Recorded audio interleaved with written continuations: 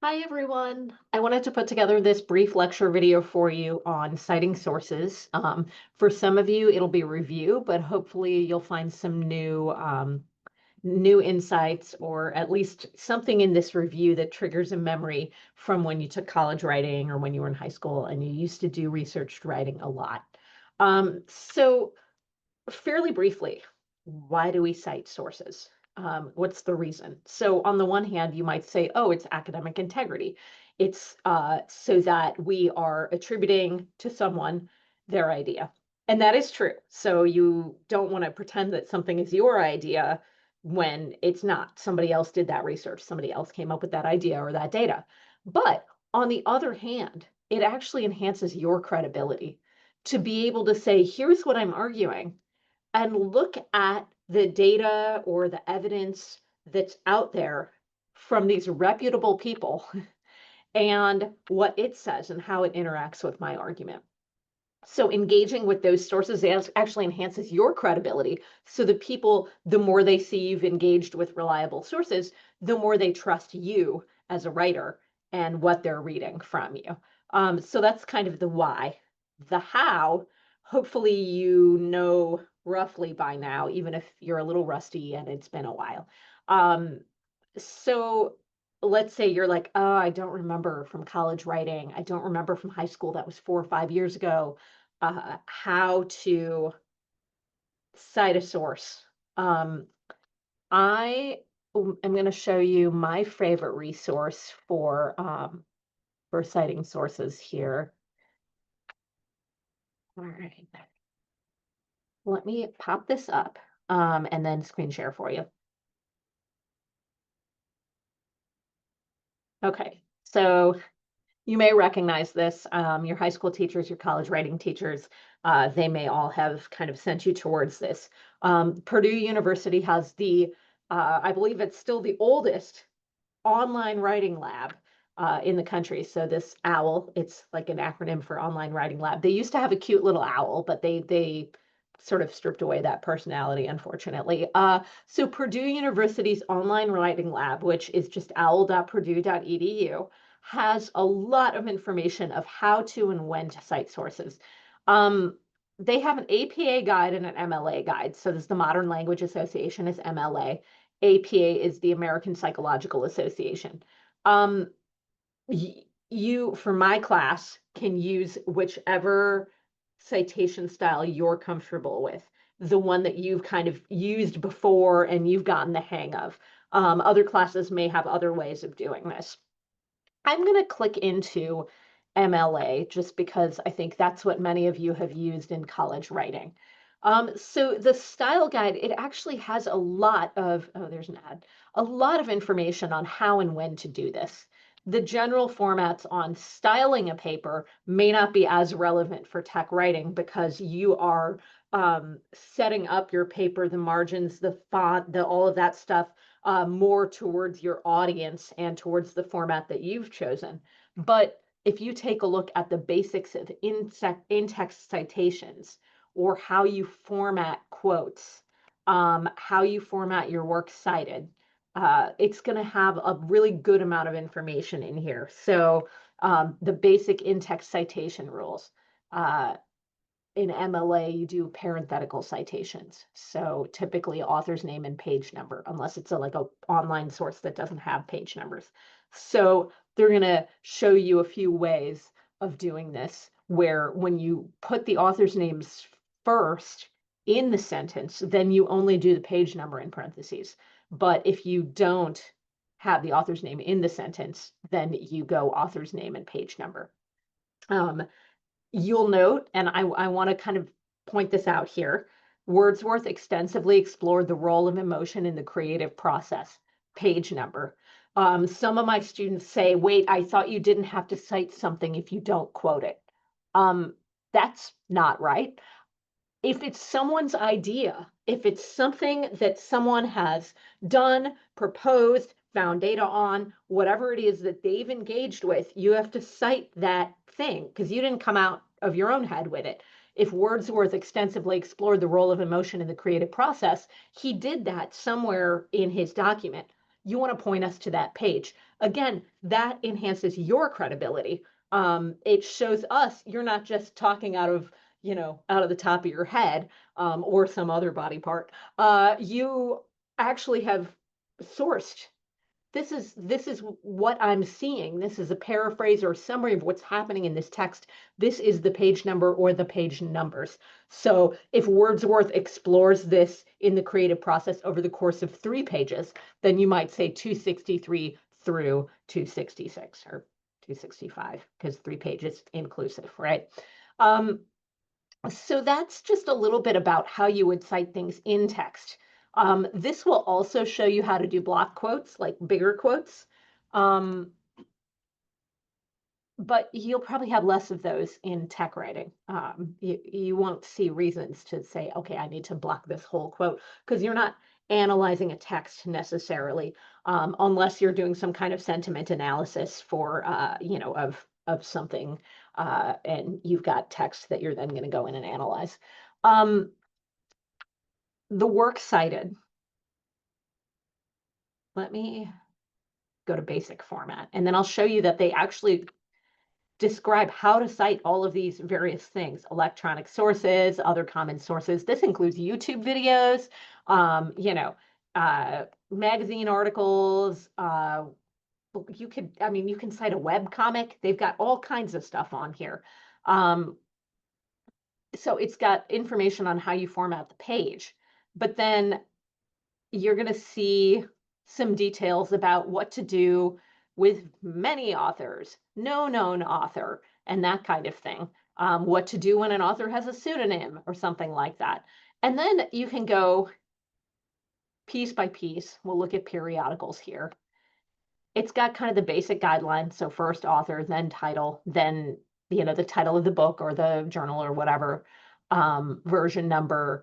Anything here that you don't know the answer of, or there isn't one, right? There's no version number on this, then you don't have to include that. But the cool thing here is that there are examples. And so you can take those examples and use them. Now, I know many of you use a citation manager, and that is completely fine. Here's the thing though, you're still on the hook for doing this, right? So you have to double check. You have to double check what your citation manager does. So if Zotero says, here's the citation for something, double check to make sure that all the relevant information is in there. I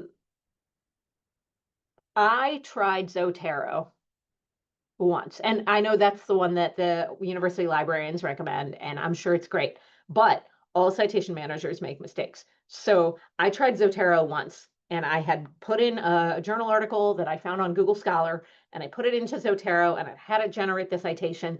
It was missing the journal title. So I went back to doing it myself because I'm old, and so I would have maybe Google Scholar's suggested citation, and then I would go through and make sure everything was in there. So you can use Zotero. Some of you use EasyBib. That may be what you used in high school or college writing. That's great, but you're still on the hook for doing it right. I will also say I personally had luck, but again, you have to double check everything. I had luck using ChatGPT to generate citations for things that were not scholarly sources, like a magazine article or a YouTube video. Because for scholarly sources, if I found it in Google Scholar, you can click the cite button on Google Scholar and it'll give you a citation. You again have to make sure that all the information is in there. Sometimes it's missing page numbers, but for like a New York Times article, a YouTube video, something like that, I was like, I don't want to subscribe to Zotero just for these, and I don't know how it'll do with popular sources. Let me try ChatGPT. So ChatGPT would give me the bones of it. It would be fine, but not perfect. Sometimes it would forget to italicize the title of the journal. Sometimes it would be missing page numbers. Sometimes it would make up the author's name because it couldn't get past a paywall. And so rather than saying, I don't know the author's name, what is it? ChatGPT would just make up an author's name. So if you're going to use an AI tool, be really careful. Make sure you're on the hook for double checking. So another thing that you'll notice with MLA and APA is that the author's names or the title of the source, if there is no author's name, they go in alphabetical order in the works cited or in the references page. And that's as an index.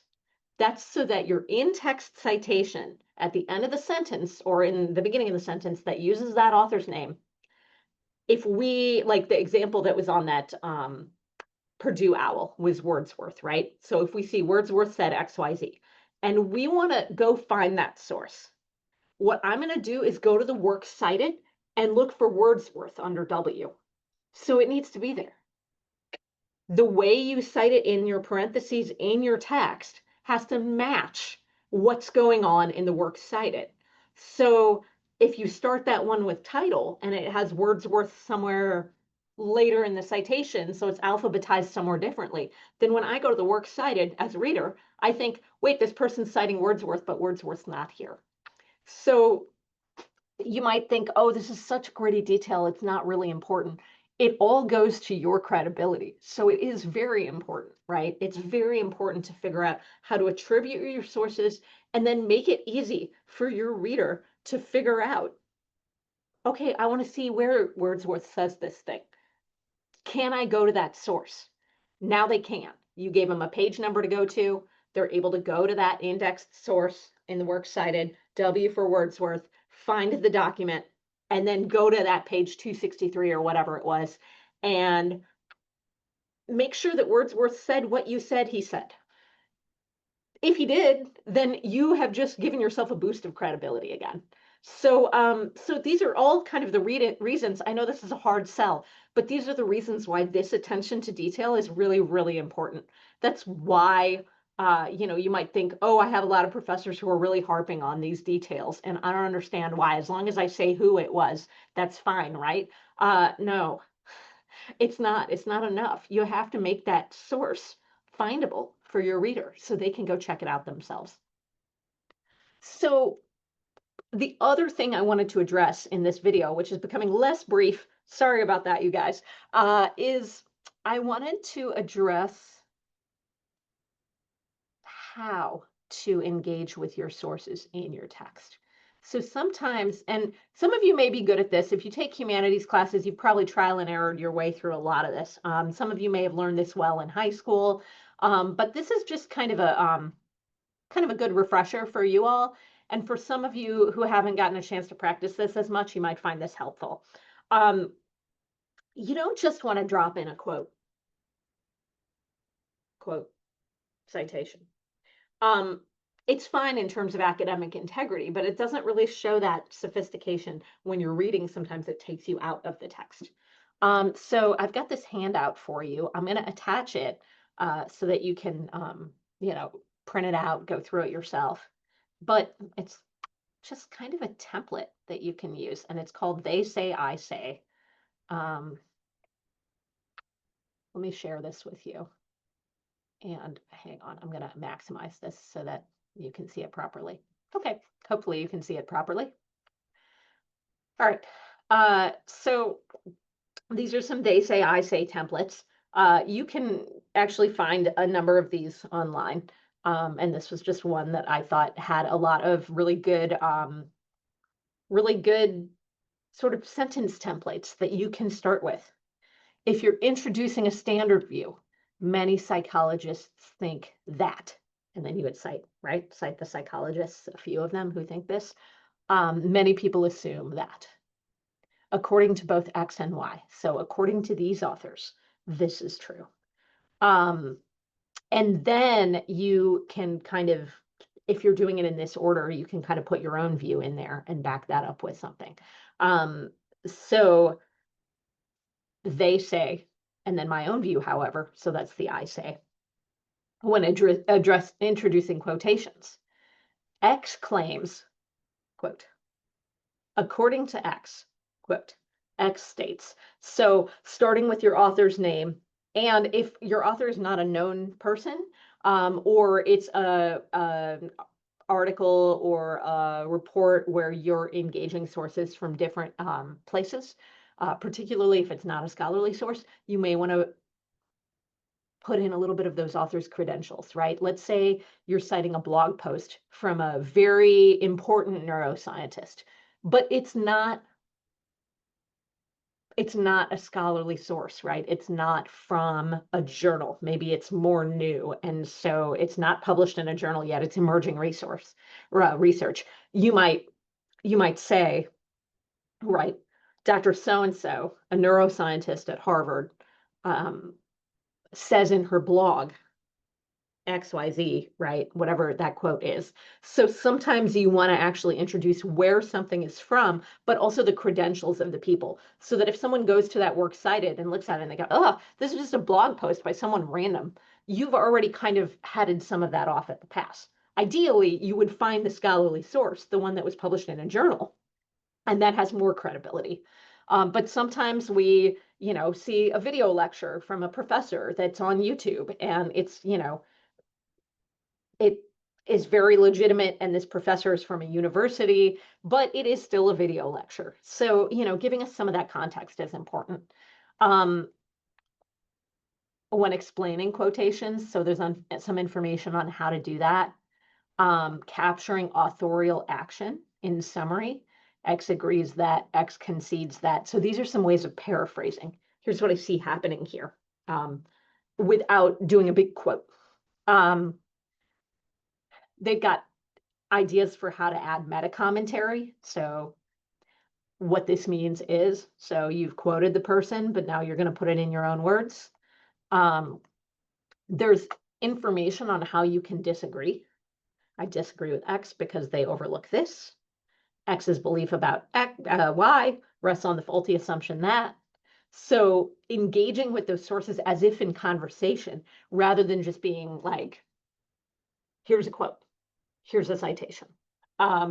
It's a more sophisticated way, and it's more sort of integrated into the text, so that a reader, when they're reading through, feels like they're reading kind of one unbroken document versus your voice and then their voice and then your voice. So kind of weaving those together. There are ways of, you want to agree, but you want to put in a little difference. You want to agree and disagree with them. So making concessions, establishing why your claims matter. There are some really good ways of doing this. Do you have to use them? No. No. No, there's nothing you have to use. When you think about it, you might say, I wouldn't put a sentence together this way. That's completely fine. But this might be a leaping off point for you to think, wait, I haven't been engaging with my sources in this way. I've just been kind of dropping them in. What are some ways that I might engage with my sources? I might speak to them, speak back to them, say, this is happening, but this contradicts with this. And that engagement is that sort of level up. So I'm going to post that handout for you, but I did find it online. So you can actually just Google "they say, I say," or "they say, I say researched writing" is what I Googled. And there are a number of different templates that come up. And then this is just one that I use. So I hope this is helpful, particularly if you're a little rusty on how to engage with sources in your writing, or even if you're not rusty, if you're just like, oh, I kind of do one thing. How can I level this up? How can I make this a little bit more varied, and bring my voice in while attributing things that need to be attributed to the people that they need to be attributed to? So in any case, I hope that this was helpful as a review. Please let me know if you have any questions, or if you want to dig into this a little bit further. I'm happy to meet you during office hours or some other time if you have class during my office hours. So hope this was helpful. Thank you so much. Bye.